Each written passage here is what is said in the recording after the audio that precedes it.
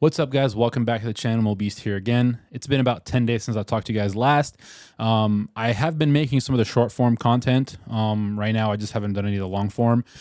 So far, it's been once a week. I might be upping that to 2. And if I do have time, I might, make a 3rd video a week. But that's kind of the goal right now.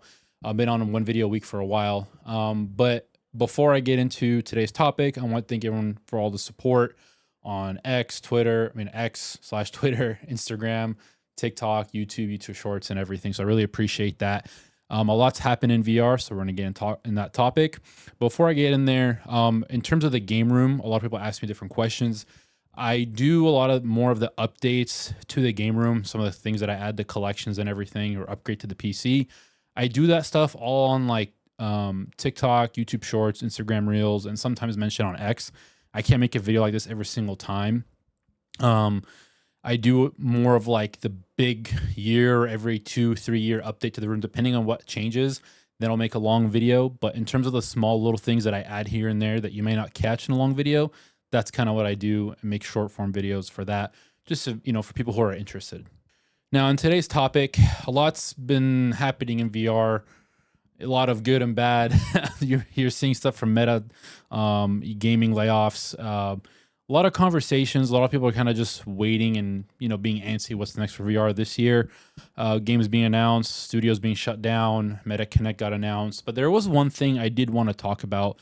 John Carmack did mention something. This is not stirring up any drama or anything. It's just more of like my thoughts on what he said, and we're kind of dissect it. So I'm going to pull out my phone and read what he said on X. I'm going to read it for you guys, and I'll put it on the screen. So about 20 days ago, so earlier this month, I kind of wanted this to kind of simmer in my head and me really think about it before I made it like a response or made a video about it, because I wanted to make sure it was just, a thought out, topic before I just start spewing things out.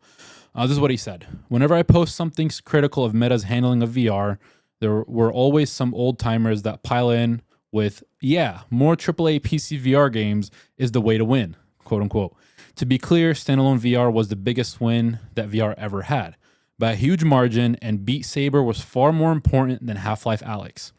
Using a PC to drive VR experiences is a boutique niche, still valuable and definitely worth supporting as a bonus feature, but not something that was going to turn into even console level of success, let alone mobile level. The economics of AAA development were never going to be widely brought to bear on a PC accessory. I do think there is opportunity for AAA content to be profitability, have VR bonus features, but not fully designed for VR projects at comparable levels of effort. Now, to kind of dissect that, I kind of agree and disagree with him, and I kind of see where he's going. The only really thing that, I kind of disagree on is kind of the downplay of what Half-Life Alyx has brought to VR. And I kind of definitely understand what he meant by Beat Saber.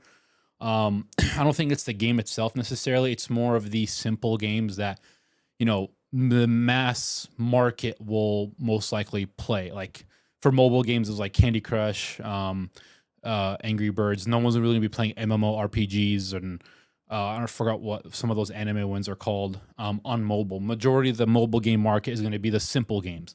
Same thing with Beat Saber. In terms of PlayStation and Xbox and console gaming, it's going to be like the Maddens, the Fortnites, and Call of Duty.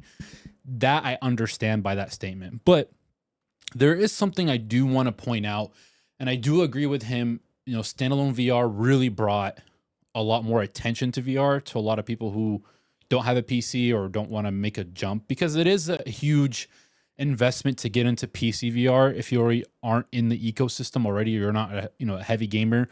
But I feel like majority of people, if they really wanted to, there are different opportunities now and alternatives, laptops, mini PCs, and everything. You don't have to spend $2-3 grand, and you can still have a very good experience on PC VR without sacrificing graphics and quality compared to the Quest 3. Now, there are improvements to standalone VR, and we are waiting for the next chipset to come out, which is going to be the biggest leap for standalone VR. Not sure when that's going to happen, but hopefully we get to that point soon. But for Half-Life Alyx not to be downplayed a little bit in that statement, to me, I kind of disagree with that, because it's not. I understand it's not all about graphics and gaming that is a level of immersion. With VR, there's different elements of immersion. There's audio, there's the gameplay, the interactions, the world, the environment, the art, the graphics. There's so many different elements to it. But a lot of people don't understand that Half-Life Alyx isn't amazing for VR as a VR game just because of its graphics. Yeah, sure, the element of the environment, the detail and everything really adds to it, but it's the gameplay. And the story is actually really good. It's Half-Life. So, and the immersive experience of Half-Life Alyx in terms of gameplay loop, that's to me the most immersive thing. Because there's a lot of different graphical games that you could stay in, but they're not that you're not going to want to take off the headset. When I play Half-Life Alyx, I played it on the Quest 2 via virtual desktop and Link, Steam, my Steam Index, and my Quest 3. There are some variables in graphics and resolution, but it was mainly the gameplay loop. I don't want to spoil anything, but there are moments in the game and levels where you really felt like you were there because of what you were being put through. Again, I don't want to spoil it. A lot of people who've played this game know exactly what I'm talking about. I never really want to take off the headset unless because the battery or my eyes got tired, and sometimes I really push it. And if you talk to every VR, enthusiast, right, on YouTube, on social media, or just on none of them, just someone who has PC VR, they'll always mention Half-Life Alyx, how much of an impact that game had on them for VR, and it really excited them. And there have been some games here and there that get me excited, and I'm pretty sure everyone else does too, but everyone's minds, it's Half-Life Alyx. And so many mods have been created, games have been created using Half-Life Alyx because of the mechanics of the game that were just as enjoyable as Half-Life Alyx, the game itself. The mods themselves are fun because of what Half-Life Alyx brought. And mind you, this game came out in 2020 with a headset that had a cable. Like, people could talk about, having a cable breaks immersion and everything, yada, yada, yada. And the resolution on lenses weren't that good. The FOV was great, but the controllers were good. But the VR hardware wasn't as accessible or fine-tuned like it is now for the most part. Like, you have pancake lenses, you have like wireless capabilities, you have better graphics cards out now for the better graphics and everything. So you think about 2020 when the 30 series graphics cards hasn't even come out. So the top tier graphics was a 2080 Ti. Majority of the people were already on the 10 series because of no one really bought into the RTX. Some people were still on the 900 series graphics cards. And this game came out in 2020, and at the same time, you have to think, how long was it in development beforehand? So that and VR wasn't as well established as it is now, and there was no roadmap for VR game development in terms of what do people really like. VR was still in its infancy, and for a AAA VR game to be that good, and to say it doesn't influence VR that much, to me, I would have to disagree because it shows what the future of VR can hold. I mentioned this in the last video too that I made, the state of VR, hardware and software. It's not about just graphics. It's about gameplay. How can I be immersed? How can I be lost in a game? How can I just be in a constant loop of virtual reality and where I don't want to take off my headset? What game mechanics do you have? Like freaking Gorilla Tag, kids love it because of its mechanics and loop, and it's not a graphically intensive game.